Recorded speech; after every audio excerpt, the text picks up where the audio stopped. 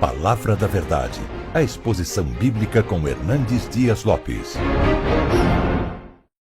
Eu quero partilhar com vocês o texto que está em Jó, capítulo 1. Jó, capítulo 1, versos 6 a 12.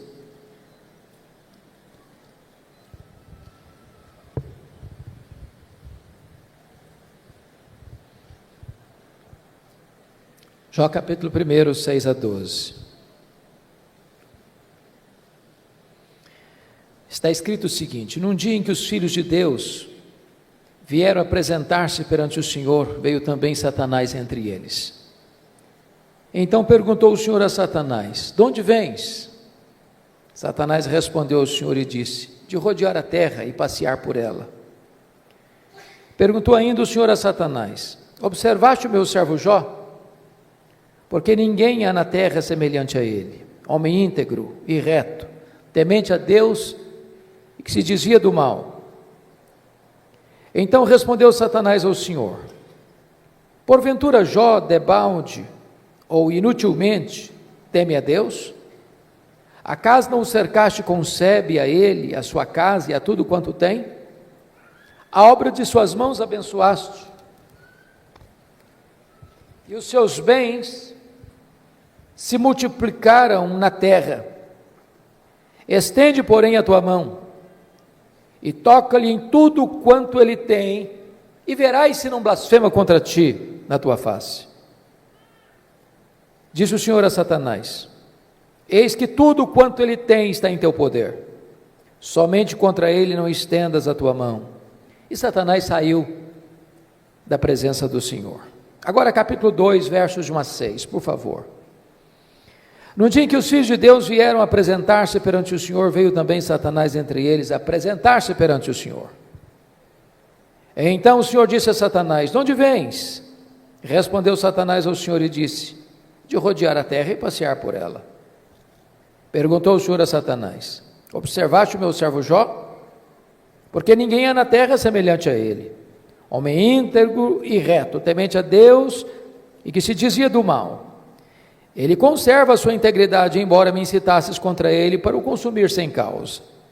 Então Satanás respondeu ao Senhor: pele por pele, e tudo quanto o homem tem dará pela sua vida. Estende, porém, a tua mão e toca-lhe nos ossos e na carne, e verás se não blasfema contra ti na tua face.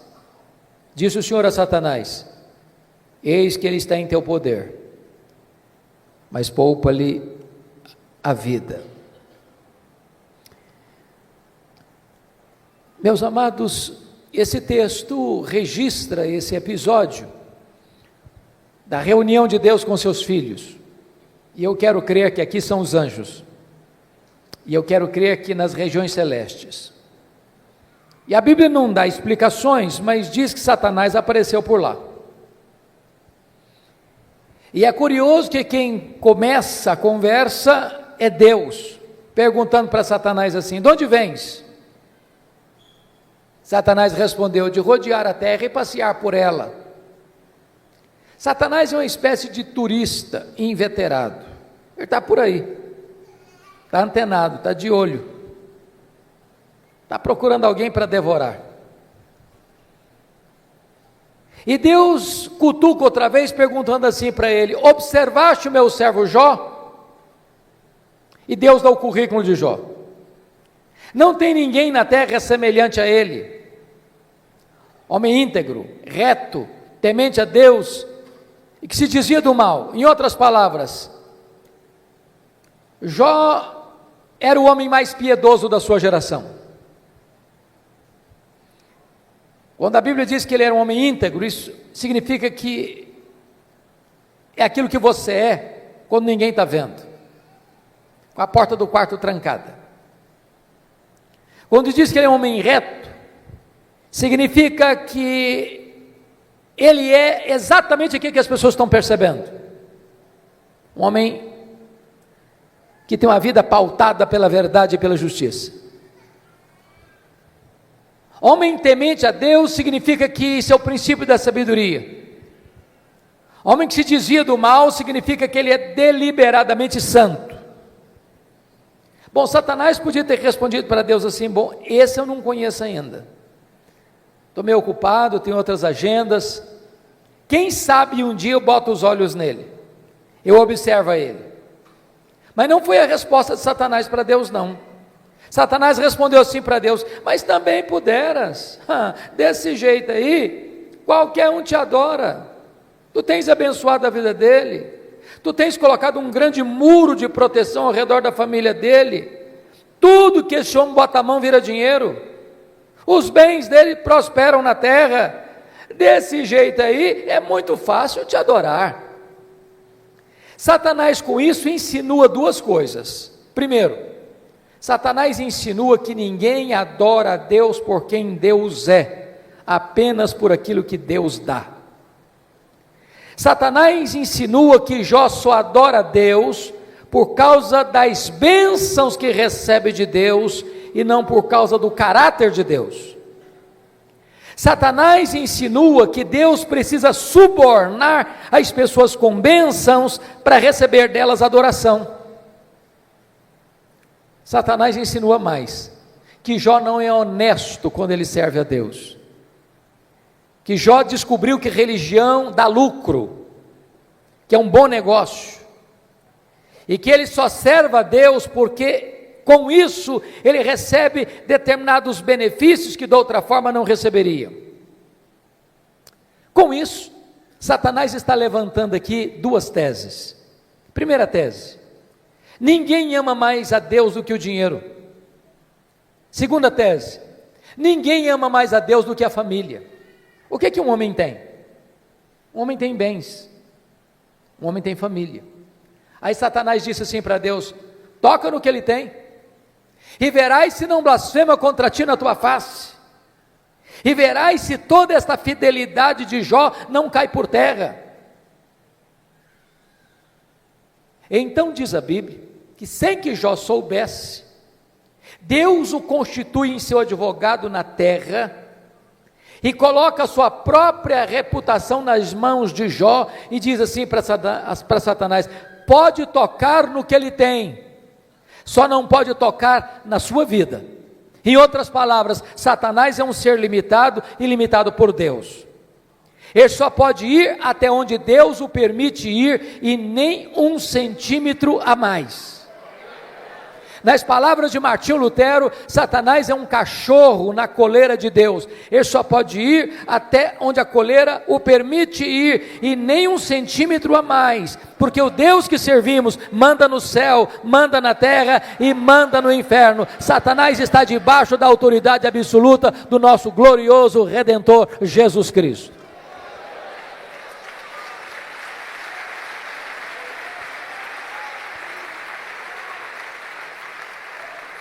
Com a permissão de Deus, Satanás, porém, sai dali para provocar um verdadeiro terremoto na vida de Jó.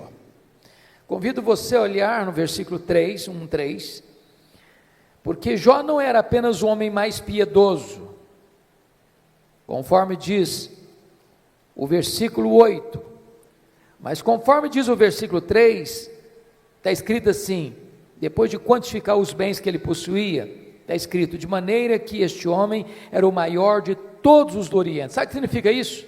Ele era o homem mais rico da sua geração. Cai um mito aqui: não é pecado ser rico. Você pode ser o homem mais rico e ao mesmo tempo o mais piedoso. O problema não é ser rico, o problema não é ter dinheiro, o problema é o dinheiro nos ter.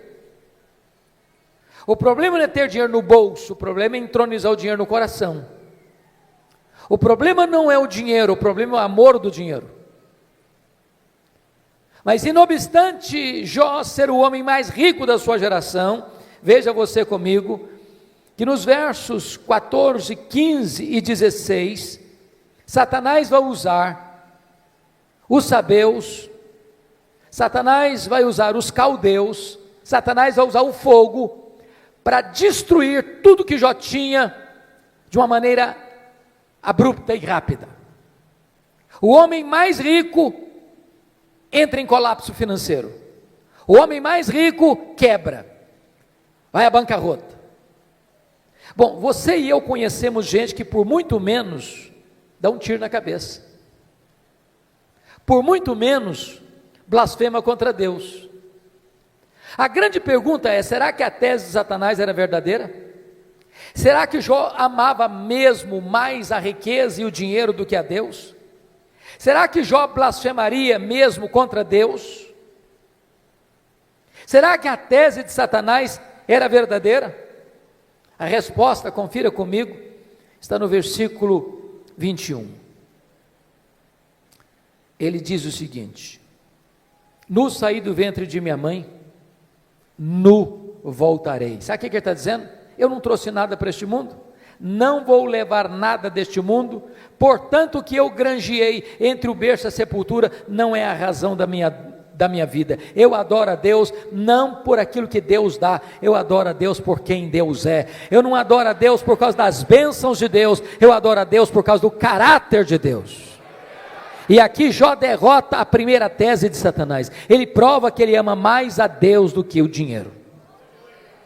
Mas tem uma segunda tese: ninguém ama mais a Deus do que a família. Se você ler capítulo 1, versículo 5, você vai notar que Jó era um pai exemplar.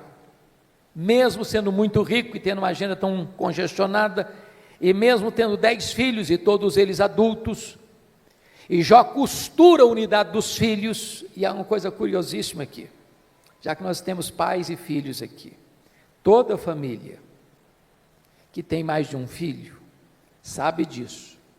Os filhos não são naturalmente unidos. Quando você vê uma família unida, pode ter certeza, por trás tem um pai e tem uma mãe que trabalha para que os irmãos sejam amigos. Agora, quando tem dinheiro por trás, é mais complicado ainda. Sabe por quê? O dinheiro não tem liga, o dinheiro não tem amálgama, o dinheiro divide, o dinheiro separa.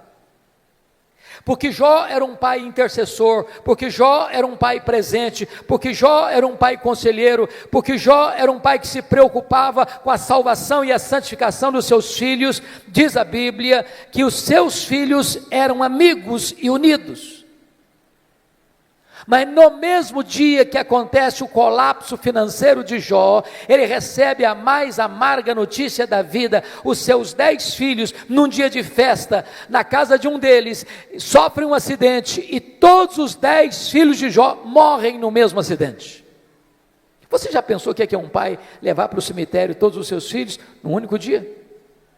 Como é que ele volta de lá? Como é que ele recomeça a vida? Como é que ele se levanta do luto? Como é que ele reconstrói seus sonhos? Será que Jó blasfemaria contra Deus? Será que a tese de Satanás era verdadeira? Será que ninguém de fato ama mais a Deus do que a família? Será que de fato Satanás tinha razão e Jó se voltaria contra Deus para blasfemar contra ele? A resposta está no capítulo 1, versículo 20, confira comigo aí. Diz o texto que logo que Jó recebe essa notícia, ele se levanta, rasga o seu manto, rapa a cabeça, lança-se em terra e disse: o Senhor Deus deu, o Senhor Deus tomou, bendito seja o nome do Senhor. Ele prova que ama mais a Deus do que a família. Ele prova que ele serve a Deus não por aquilo que Deus dá, mas por quem Deus é. Ele derrota a segunda tese de Satanás. Ele prova que ele ama mais a Deus do que a sua própria família. Mas agora vem o capítulo 2. E novamente Deus está lá com seus filhos, e Satanás aparece por lá. E é curioso que é Deus quem começa de novo perguntando do mesmo jeito: de onde vens? Satanás respondeu assim: de rodear a terra e passear por ela. Sabe o que significa isso? Satanás está dizendo o seguinte: estou fazendo o que eu sempre fiz, não mudei minha agenda, estou por aí, estou de olho, estou antenado, estou procurando uma brecha, estou procurando alguém para devorar. E Deus pergunta de novo: observaste o meu servo Jó? E dá o currículo de Jó sem alterar uma vírgula. Não tem ninguém na terra semelhante a ele, homem íntegro, reto, temente a Deus, que se dizia do mal. E Deus diz: me incitasses contra ele para o destruir sem causa, mas ele permanece íntegro. Sabe o que Deus está dizendo para Satanás? Satanás, suas teses são mentirosas, suas teses são falsas. Você diz que ninguém ama mais a Deus do que o dinheiro e do que a família, pois Jó provou que me ama mais do que ao dinheiro, provou que me ama mais do que a família. Jó derrotou as suas teses, Satanás. Então Satanás levanta uma terceira tese: pele por pele, e tudo que o homem tem dará pela sua vida. Toca-lhe nos ossos, toca-lhe na carne, e verás se não blasfema contra ti na tua face. A terceira tese de Satanás é essa: ninguém ama mais a Deus do que a si mesmo. Sem que Jó soubesse, mais uma vez Deus o constitui em seu advogado na terra e diz para Satanás: pode tocar nos ossos dele, pode tocar na carne dele, só não podes tirar a vida dele. Satanás ainda é um ser limitado e limitado por Deus. Ele só pode ir até onde Deus o permite ir, e nem 1 centímetro a mais. Satanás sai dali, diz a Bíblia, e coloca uma doença maligna em Jó, do alto da cabeça à planta dos pés. Este homem que já está falido e enlutado, agora fica doente. Seu corpo vira uma chaga aberta, uma ferida viva. Bolhas de pus começam a se formar no seu corpo. E diz a Bíblia que Jó precisa morder nessas bolhas de pus para aliviar sua dor. Sua pele vai ficando necrosada. Ele não consegue comer, ele não consegue dormir, ele não consegue ter alívio. Esse homem vai ficando magro, magérrimo, macérrimo, de couro furado pelas costelas em ponta. O seu corpo cheira mal, as pessoas passam, as pessoas praguejam, as pessoas cospem, as pessoas cortam volta dele, até os mais próximos, até os familiares vão desistindo dele, vão abandonando a ele, e ele fica rendido na sua desdita. Precisa pegar um caco, talvez de telha, para raspar a sua pele necrosada. Esse homem não tem mais o que sofrer. Nesta hora, diz a Escritura, que a sua mulher se aproxima dele e pergunta: ainda conservas a tua integridade, Jó? Amaldiçoa a Deus e morre, acaba com isso, tenha pelo menos coragem e dignidade de tirar a sua vida. E ele responde para ela: tu falas como uma louca, tendo nós recebido o bem de Deus, não receberíamos também o mal? Está escrito que em tudo isso Jó não pecou contra Deus com seus lábios. Ele reprova a terceira tese de Satanás, ele prova que ama mais a Deus do que a si mesmo, ele prova que ele serve a Deus não por aquilo que Deus dá, mas por quem Deus é, não por causa das dádivas de Deus, mas por causa do caráter de Deus. Mas aí confira comigo, capítulo 2, versículo 11. Vem os amigos, Elifaz, Bildade e Zofar, combinaram ir condoer-se de Jó e consolá-lo. Diz o texto que, levantando-se de longe os olhos, não reconheceram Jó, e ergueram a voz e choraram. Cada um rasgou o seu manto, lançava-se pó ao ar sobre a cabeça. Sentaram-se com Jó na terra 7 dias e 7 noites, e nenhum lhe dizia palavra alguma, pois viam que a sua dor era muito grande. Então eu faço uma pergunta a vocês: esses 3 amigos, de fato eram amigos de Jó?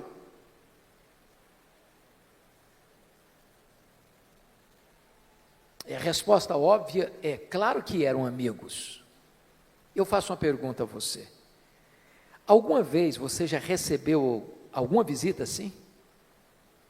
Quando você estava passando um momento difícil, pessoa que vem de longe, 7 dias, sentado com você no chão, sem abrir a boca, chorando ao ver o seu sofrimento?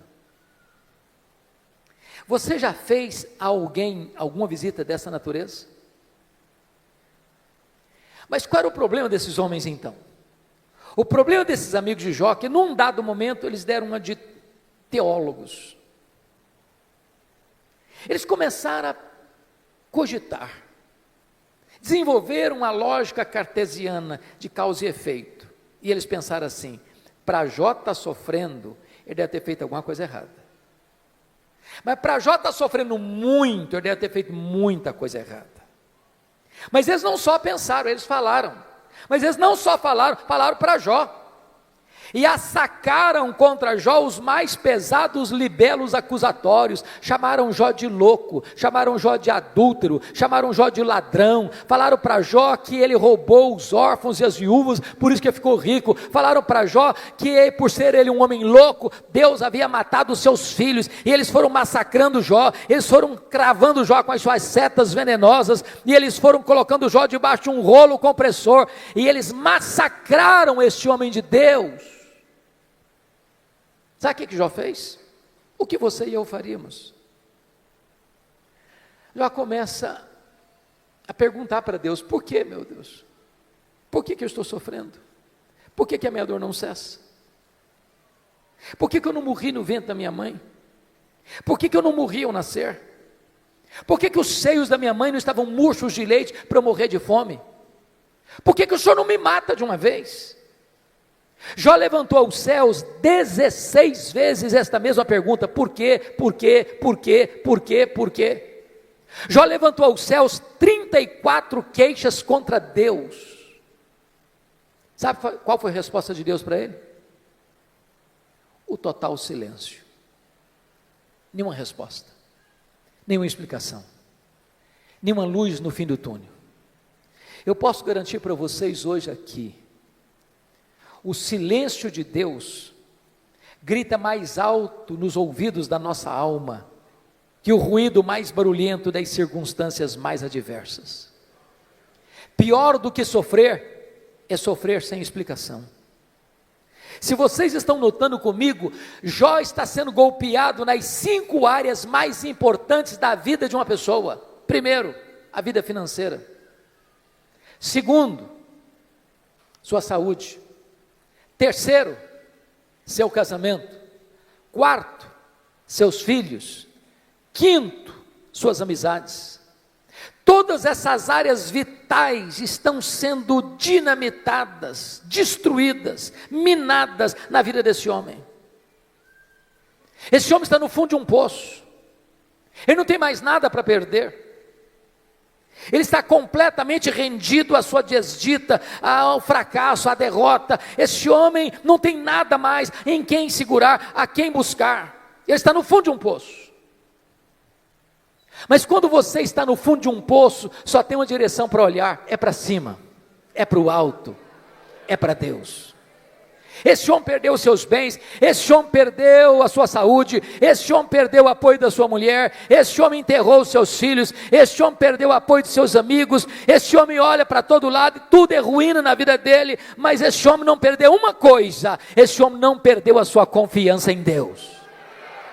E quando ele está no fundo do poço, ele arranca de dentro da alma um brado de esperança, ao dizer: mais uma coisa eu sei, é que o meu Redentor vive, e por fim, eu revestir esse meu corpo de pele, eu verei o meu Redentor. Pode vir momentos difíceis, pode vir momentos de perda, pode vir momentos de luto, pode vir momentos de angústia e dor na sua vida, mas Deus jamais deixará você desamparado. Ele sustenta você, Ele segura você, Ele ampara você, Ele levanta você.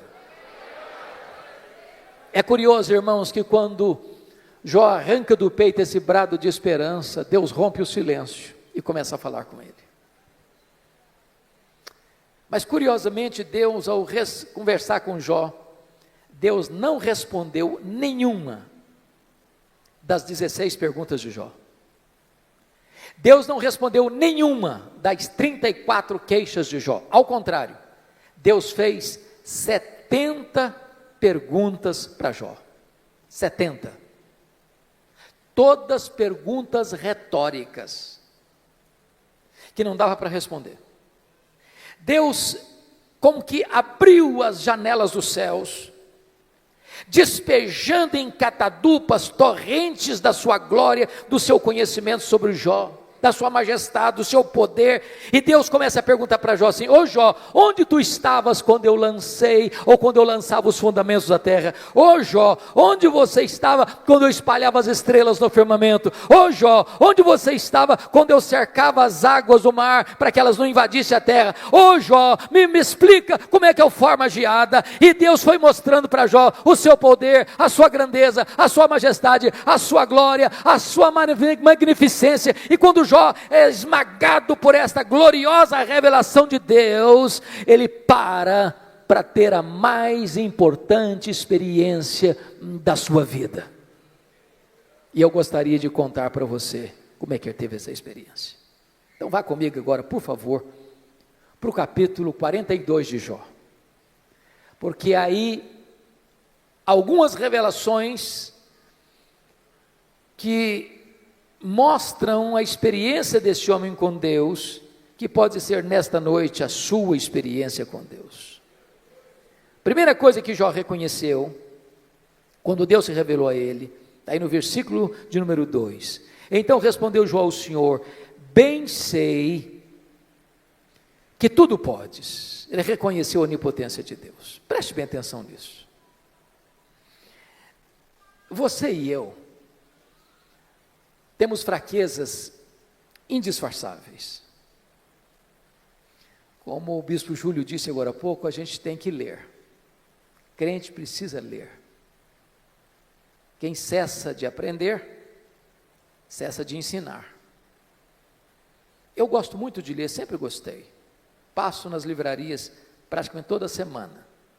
E você sabe que no Brasil e no mundo, os livros que mais vendem são os livros de autoajuda.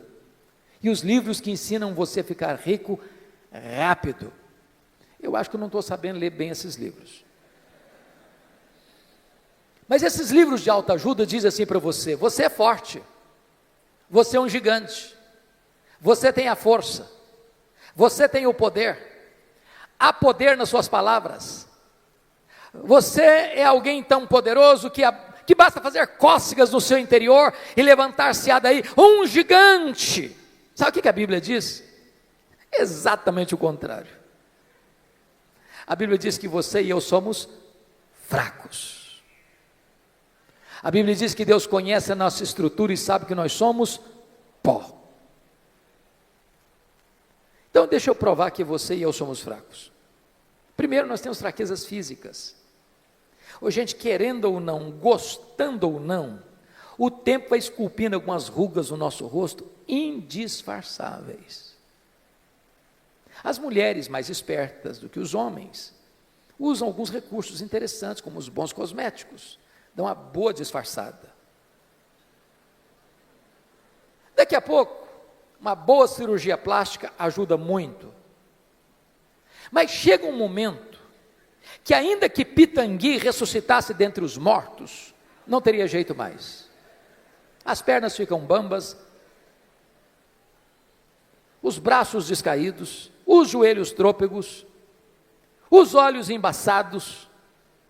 E diz os entendidos que cada fio de cabelo branco que brota na nossa cabeça é a morte chamando-nos para um duelo. Eu acho até um exército acampado ao meu redor.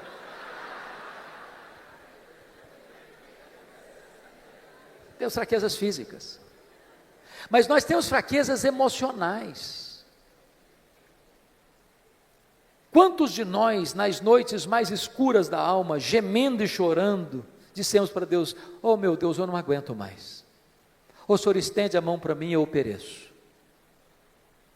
Temos fraquezas emocionais, mas nós temos fraquezas morais. Quantos de nós, com lágrimas nos olhos, já não prometemos para Deus: Deus, eu não quero mais cometer esse pecado, eu não quero mais cair neste mesmo pecado.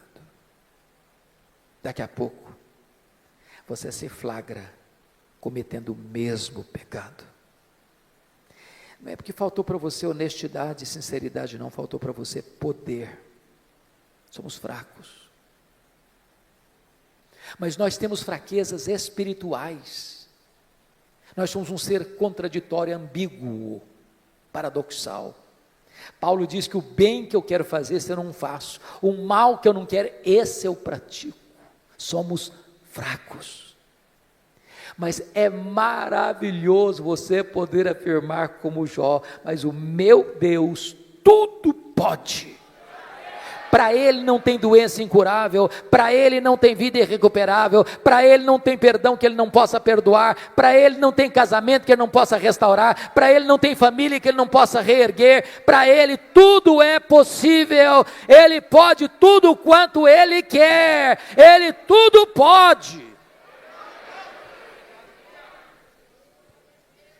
Portanto, irmãos, não tem nada mais importante para a família do que relação pais e filhos, filhos e pais, marido e mulher, mulher e marido, irmãos e irmãos, do que saber quem é o Deus que nós servimos, quão grande é o Deus que nós adoramos. A pergunta que eu faço a você nesta noite é: quem é o seu Deus? Quão grande é o seu Deus? Quão majestoso é o seu Deus? Quão poderoso é o seu Deus? Quanto pode o seu Deus?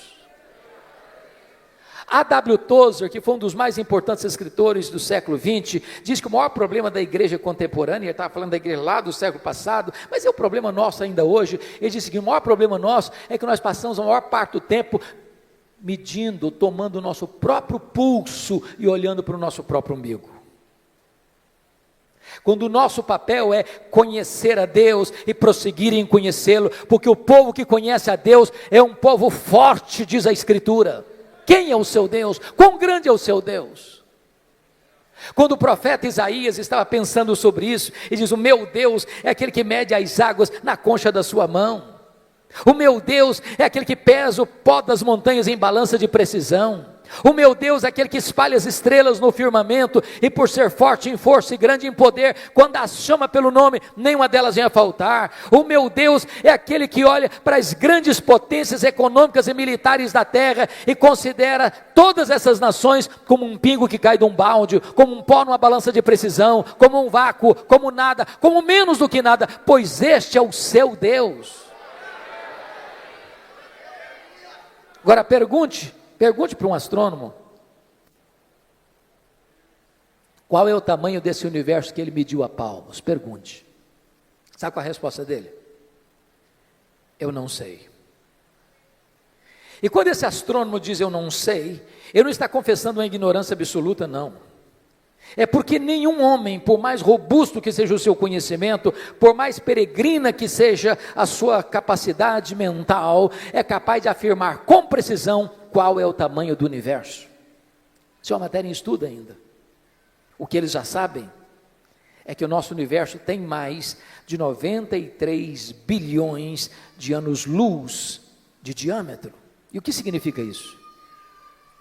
Significa que se você voar à velocidade da luz, 300 mil quilômetros por segundo, nessa velocidade, você demoraria mais de 93 bilhões de anos para ir de uma extremidade à outra do universo.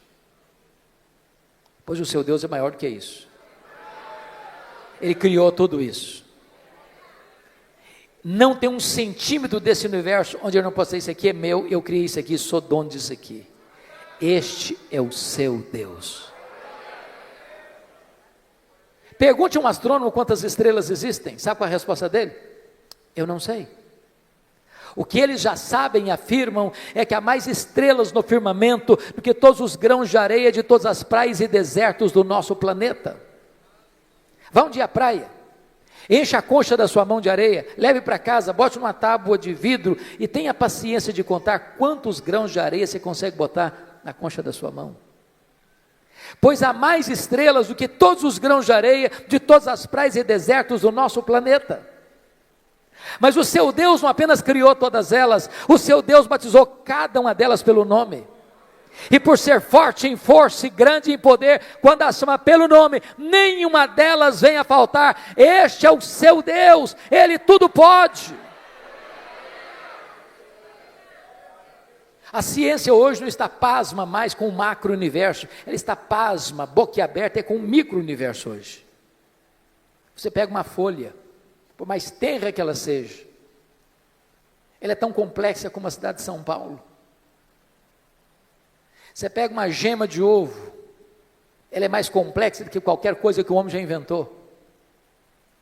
Dr. John Wilson, catedrático de Harvard, uma das maiores autoridades de oftalmologia no mundo, diz que você e eu temos em torno de 2 milhões de fios duplos encapados em cada um dos nossos olhos, e se não for assim, haveria um curto-circuito e nós ficaríamos cegos. Dr. Marshall Nirenberg, prêmio Nobel de Biologia, fez uma das mais importantes descobertas no século passado. Ele descobriu que você e eu somos um ser programado geneticamente, computadorizadamente programados. Ele descobriu que você e eu temos em torno de 60 trilhões de células vivas no nosso corpo. Descobriu mais, que em cada uma dessas células você tem 1,70 m de fita DNA, onde estão gravados e computadorizados todos os seus dados genéticos. Se você espichar a fita DNA do seu corpo, você terá 102 trilhões de metros de fita DNA, você terá 102 bilhões de quilômetros de fita DNA no seu corpo, daria para dar diversas voltas no sistema planetário. Dr. Loy vai dizer mais tarde, códigos de vida não se originam espontaneamente, códigos de vida não se originam de uma explosão cósmica, códigos de vida não se originam de uma evolução de milhões e milhões de anos, códigos de vida foram plantados em você pelo Deus Todo-Poderoso, Criador dos céus e da terra, e este Deus é o seu Pai, é o seu Deus, Ele tudo pode.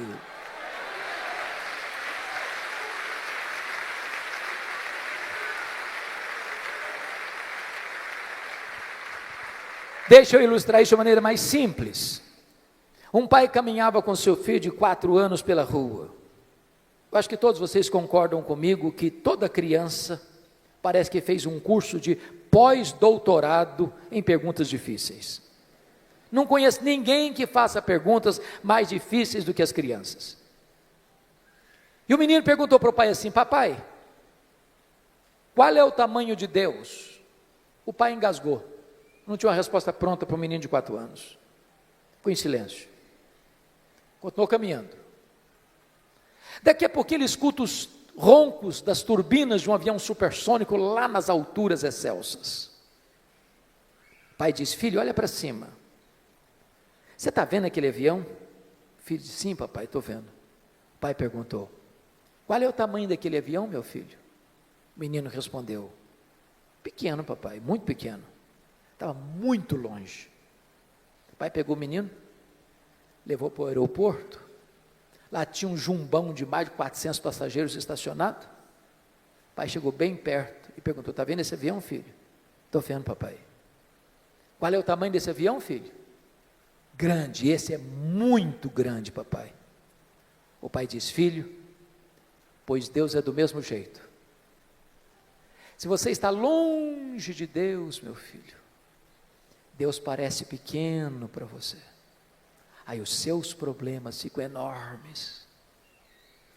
Mas se você está perto de Deus, meu filho, aí Deus é grande para você. Aí os seus problemas ficam pequenos. Agora eu sei que tudo podes. A segunda coisa que Jó descobriu, irmãos, está aí no versículo 2 ainda: e nenhum dos teus planos pode ser frustrado. Preste bem atenção nisso. Você e eu não cremos em acaso. Você e eu não cremos em sorte. Você e eu não cremos em azar. Você e eu não cremos em determinismo cego. Você e eu não cremos em misticismo. Você e eu não cremos em olho gordo. Você e eu cremos que a mão de Deus dirige o nosso destino. Pode ter certeza disso. Se você está passando um momento difícil, se você está passando por um vale, se você está passando por uma prova, se você está passando por um momento de amargo, seja financeiro, seja de saúde, seja na sua família, isso não pegou Deus de surpresa, isso não desfez os propósitos de Deus na sua vida. Deus está trabalhando por você e não contra você. Sabemos que todas as coisas cooperam para o bem daqueles que amam a Deus. Se Ele está permitindo você passar por uma luta, Ele tem um plano, Ele tem um propósito, Ele vai transformar tudo isso para o seu bem, e você vai ficar mais maduro, e você vai ficar mais parecido com o Senhor Jesus Cristo. Nenhum dos planos de Deus pode ser frustrado. Terceira coisa que Jó vem a descobrir, pelo conhecimento que ele teve de Deus, ele reconheceu sua profunda limitação. Olha o versículo 3. Na verdade, eu falei do que eu não entendia. Coisas maravilhosas demais para mim, coisas que eu não conhecia. Vamos entender isso aqui. Quando alguém está sofrendo, como Jó sofreu, via de regra a pessoa faz duas coisas. Ou se cala, estoicamente, tranca os dentes. Ou fala. Jó falou. Jó se defendeu. Jó se queixou. Jó perguntou. O tempo todo. Quando você está sofrendo, você acaba falando muita coisa que você não está entendendo. Sabe por quê? Porque você e eu não enxergamos no escuro.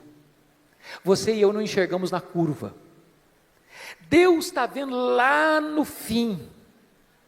E Ele sabe que as curvas da estrada não tiram o seu alvo de chegar lá no fim.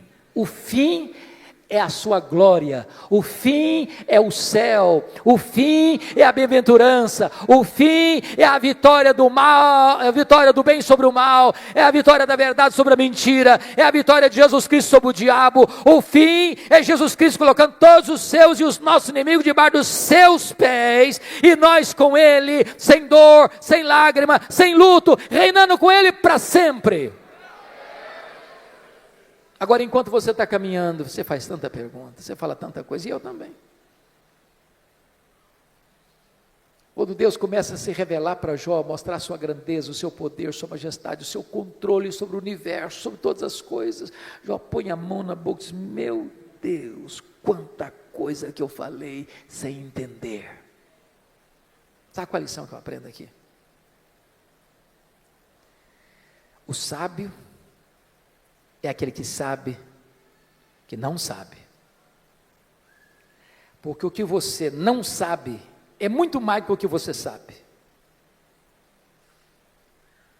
Portanto, se você encontrar uma pessoa que fica rotando em cima de você muito conhecimento, e que quer passar como aquela pessoa que sabe tudo, conhece tudo, entende tudo, Bíblia, eu conheço de capa a capa.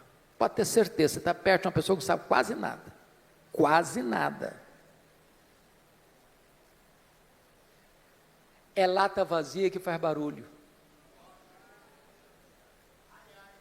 Então deixa eu contar uma ilustração para você. Eu fui criado na roça mesmo. Antes de luz elétrica, de estrada, de carro e tudo mais. Quebrei muito milho no muque. Quem sabe o que é uma roça de milho na hora de colher, seca para colher, sabe muito bem a diferença entre um restolho, que só tem palha e sabugo, e uma espiga boa, granada. A espiga boa, granada, na hora de colher, ela se tomba, ela se curva. O restolho que só tem palha e sabugo, não se curva nunca, fica sempre empinadinho. Então, quando você encontra uma pessoa muito empinadinha, saiba disso, é um restolho, só tem palha e sabugo. Porque é impossível você conhecer a Deus, quem é Deus, sem se humilhar, sem se curvar, sem reconhecer que você sabe quase nada.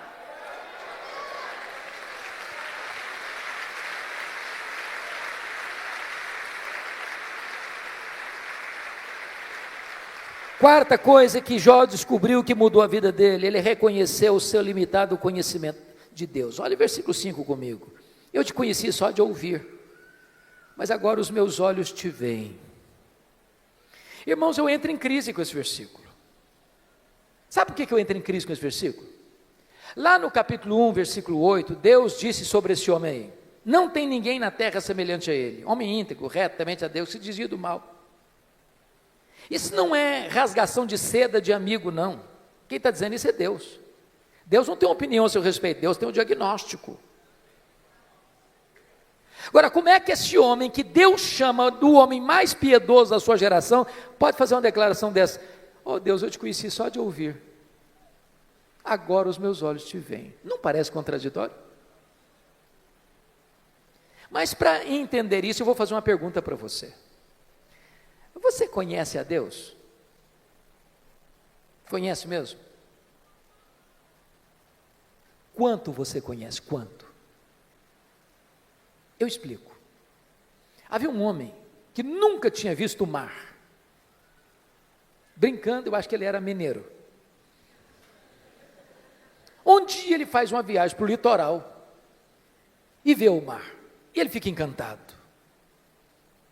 Ele diz: agora eu conheço o mar. Aproxima-se dele um marujo, com a pele tostada de sol e sal, por viver nas procelas do mar, e diz: eu também conheço o mar. Qual a diferença entre eles? Você conhece a Deus? Quanto você conhece a Deus? João 17,3 diz que a vida eterna é esta: conhecer a Deus e a Jesus Cristo, a quem enviaste. Sabe de uma coisa? Que a própria essência da vida eterna é conhecer a Deus. Sabe o que você vai estar fazendo no céu depois que você tiver 1000 anos lá na glória? Você vai estar conhecendo a Deus. Sabe o que você vai estar fazendo no céu depois que você tiver 1 bilhão de anos lá na glória? Você vai estar conhecendo a Deus. Sabe o que você vai estar fazendo no céu depois que você tiver 1 trilhão de anos lá na glória? Você vai estar conhecendo a Deus. Jamais haverá um tempo na eternidade onde você possa dizer: conheço tudo de Deus, não tem mais nada para conhecer, agora eu vou botar a vida no piloto automático. Deus é inesgotável em seu ser. O céu vai ser dinâmico. A Bispo Júlia, há poucos dias eu tomei um susto. Uma menina adolescente da igreja chegou para mim e disse assim: pastor. Falei: pois não, filha. Ela disse assim: eu não quero ir para o céu não. Eu tomei um susto. Disse: como? Eu não quero ir para o céu não. Falei: mas você está maluca? O que aconteceu? Não quero ir não. Falei: então me explica esse negócio. Ah, pastor, a ideia de céu que eu tenho, sabe o que é? Que eu vou estar numa nuvem branca, com a harpa na mão, tocando, cantando, tocando. Ah, eu não aguento essa vida inteira não. Eu quero coisa nova para a minha vida. Tem gente que acha que o céu vai ser chato. Se você não gosta de trabalhar, você está encrencado. Sabe por quê? Que a Bíblia diz que lá no céu nós vamos trabalhar. Seus servos o servirão.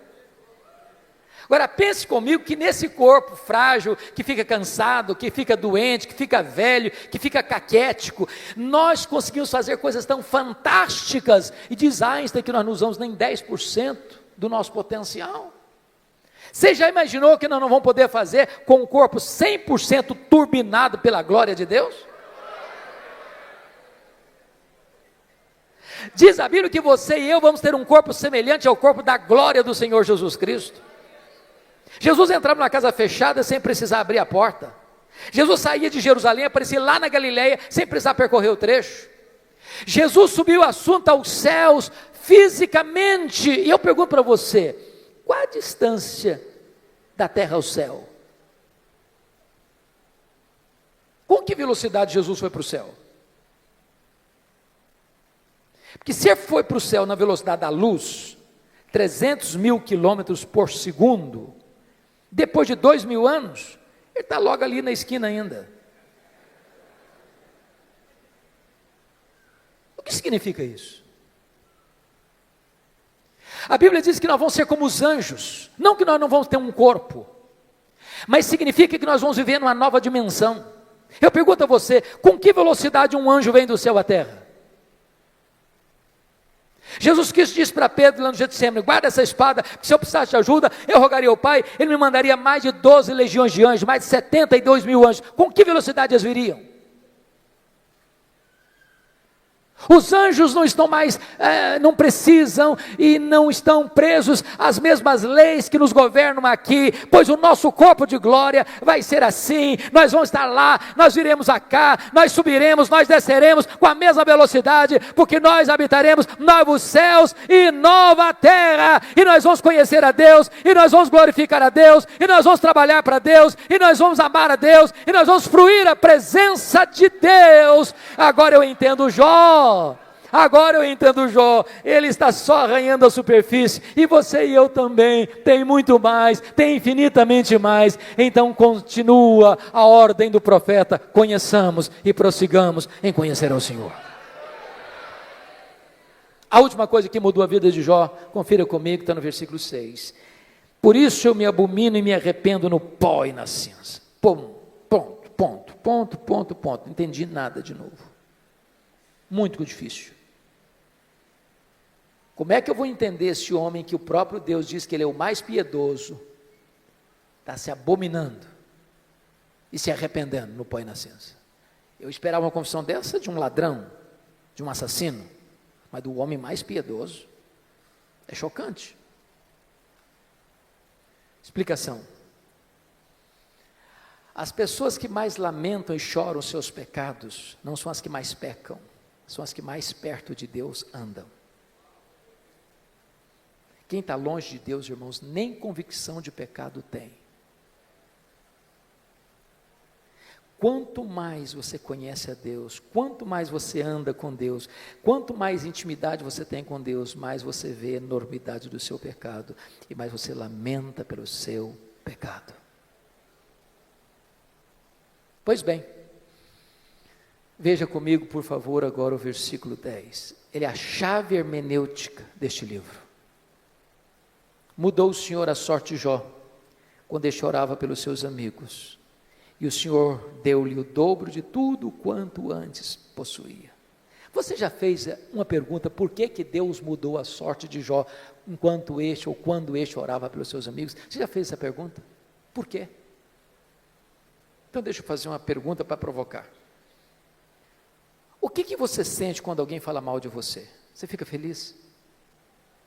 Você celebra isso? Você chega na igreja e diz, bispo, juro, eu estou tão feliz hoje. O que foi, filho? Estão falando mal de mim, o senhor sabe que isso é uma delícia, eu estou tão feliz com isso. É assim que você reage? O que vocês acham que Jó sentiu, quando os seus amigos disseram assim para ele, você é um ladrão, você é um adúltero, você é louco, você ficou rico porque você roubou os órfãos e as viúvas? O que vocês acham que Jó sentiu? Ficou feliz da vida? O que Jó fez? Jó se queixou, se defendeu, e quem se defende, sabe o que tem no coração às vezes? Mágoas, dores, ressentimentos. Sabe o que Deus está falando para esse homem? Meu filho, saia dessa arena da autodefesa, meu filho. Entre, meu filho, na brecha da intercessão. Enquanto você ficar se defendendo, Jó, vai ter mágoa no seu coração, mas quando você começar a orar por esses homens que acusaram você, você vai ficar curado, você vai ficar liberto, você vai ser restaurado. Sabe o que aconteceu? As 5 áreas que Satanás tentou destruir na vida de Jó, Deus restaurou todas elas. Bendito seja Deus. Primeira área que Deus restaurou, confira comigo lá no versículo 16, Deus restaura a saúde de Jó. Depois disso viveu Jó 140 anos, viu seus filhos, e aos filhos de seus filhos até a 4ª geração. Eu acho que não ficou nem cicatriz, nem sequela. Completamente curado. Deus está aqui hoje, irmãos. Ele é o Jeová Rafá. Ele pode curar a sua enfermidade. Ele é Deus. Segunda área que Deus restaurou, versículo 12, área financeira. Se você comparar 1:3 com 42:12, você vai notar que Deus deu tudo em dobro. Eu quero dizer para você que Deus está aqui hoje e Ele é o Deus da restituição. Ele pode restaurar a sua vida financeira, Ele pode levar você mais além na sua vida financeira. Ele é o Deus da restituição. Terceira área que Deus restaurou, área das amizades. Confira comigo os versículos 8, a partir do 8. Eu acho isso maravilhoso, bispo Júlio. Porque os amigos de Jó que acusaram a Jó, Deus chega para eles e diz assim, vocês estão lembrados daquele homem que vocês criticaram, acusaram? Pois é, aquele homem é mais justo do que vocês. Então eu não vou ouvir a oração de vocês, vocês vão ter que ir lá naquele homem que vocês criticaram, para que aquele homem que vocês criticaram ore por vocês. E quando ele orar por vocês, eu vou restaurar vocês. Sabe o que Deus está fazendo aqui? Honrando Jó. Honrando Jó. Eu vou dizer uma frase aqui, se você esquecer tudo que eu falei, mas lembrar dessa frase, me dou por satisfeito. E a frase é essa: cuida bem da tua integridade, e Deus cuidará da tua reputação. Você não tem que se defender, você tem que viver com Deus, porque quando você vive com Deus, Deus defende você. Quando você vive com Deus, aqueles que criticaram você vão ter que voltar a você e mudar de opinião a seu respeito. Deus restaurou Jó, e Deus restaurou os amigos de Jó. Quarta área que Deus restaurou, o casamento. Por que a Bíblia não diz que ele casou com outra? Eu quero crer que restaurou o casamento com a mesma mulher. Agora, pense comigo com a cabeça de um brasileiro, só um pouquinho agora. Quando Jó estava numa magrela, a mulher dele olhou para ele e disse: morre, homem, morre, mas morre logo. Agora Jó está curado, agora Jó está rico, agora Jó está no topo da pirâmide. O que vocês acham que, se ele fosse brasileiro, ele falaria para ela? Morre, mulher, morre. Talvez ele diria: minha filha, a fila andou, agora eu estou noutra. Mas deixa eu dizer algo para você, amado. Deus é especialista em pegar os cacos e fazer um vaso novo. Deus é especialista em curar feridas, em restaurar relacionamentos quebrados. Para Deus não tem impossíveis. Você que está pensando em desistir do seu casamento, não desiste não, invista nele. Deus pode fazer um milagre. Deus pode dar espírito de perdão ao seu coração. Eu achei muito curioso que há pouco tempo uma mulher chegou para mim e disse assim: pastor, eu estou vindo aqui dizer para o senhor que eu vou me divorciar. Eu tomei um susto. Disse: como é que é o negócio? Eu estou dizendo para o senhor que eu vou me divorciar. Falei: verdade? É verdade, sim, senhor. E eu perguntei: mas por quê? Ela disse assim para mim: secou. Secou, não tem mais nada, secou. O sentimento secou. Olhei para ela e disse: secou, filha? Mas se secou, tem esperança. Ela regalou os olhos: o senhor está maluco? Tem esperança. Você não leu na Bíblia lá que Deus fez a vara seca de Arão florescer? Pois Deus faz florescer o que está seco no seu coração. Diz: pastor, o senhor endoidou. Estou falando para o senhor que morreu. Está claro agora? Morreu, está claro? Ou precisa botar legenda? Falei: morreu, filha? Mas se morreu, tem esperança. Você não leu na Bíblia lá que Jesus ressuscita os mortos? Pois ele pode fazer ressuscitar o que está morto aí no seu coração. Tem esperança. Falei: pastor, o senhor endoidou, o senhor não está me entendendo não. Estou falando para o senhor que acabou, não tem mais nada, acabou, está claro agora? Falei: acabou, minha filha? Ué, mas se acabou, tem esperança. Ué, você não leu na Bíblia lá que Deus chama a existência as coisas que não existem? Se Ele chama a existência as coisas que não existem, Ele pode chamar a existência o que não está mais no seu coração. Você não vai separar essa semana não. Você vai orar comigo uma semana, depois você volta aqui.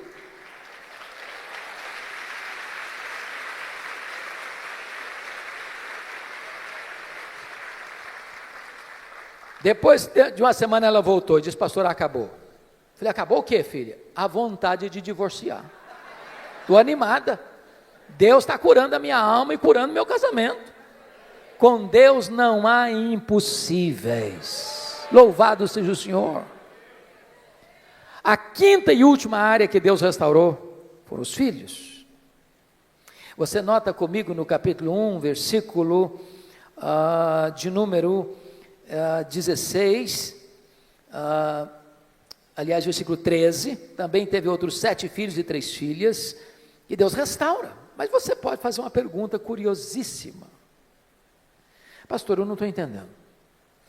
Se Deus devolveu tudo em dobro, e Jó antes tinha 10 filhos, quantos ele deveria ter agora?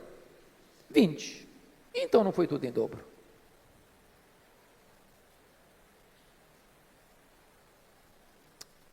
Deixa eu explicar isso bem. Talvez fazendo uma correção para um tipo de comunicação, de fala que nós usamos muito no Brasil. Quando morre alguém na sua casa, na sua família de Deus, preste atenção nisso. Quando morre um filho, você não perdeu um filho. Como aquele pai que voltou do cemitério, depois de enterrar o seu filho, e um amigo vai dar um abraço nele e disse: meus sentimentos, eu soube que o senhor perdeu o seu filho. O pai disse: não, senhor, eu não perdi meu filho. Você perde alguém quando você não sabe onde ele está, com quem ele está. Eu sei onde está meu filho, eu sei com quem está meu filho está no céu, meu filho está com Jesus, eu não perdi o meu filho. Jó agora tem 10 filhos no céu, Jó agora tem 10 filhos na terra. Deus restaurou e restaurou completamente. Sabe o que Satanás queria com Jó? Colocá-lo longe de Deus. Sabe o que Satanás conseguiu? Colocar Jó mais perto de Deus. Sabem por quê? Porque os planos de Deus não podem ser frustrados. Que grande Deus nós temos. A Ele a honra, a Ele a glória, a Ele o louvor agora e pelos séculos eternos. Aleluia. Amém. Palavra da Verdade. A exposição bíblica com Hernandes Dias Lopes.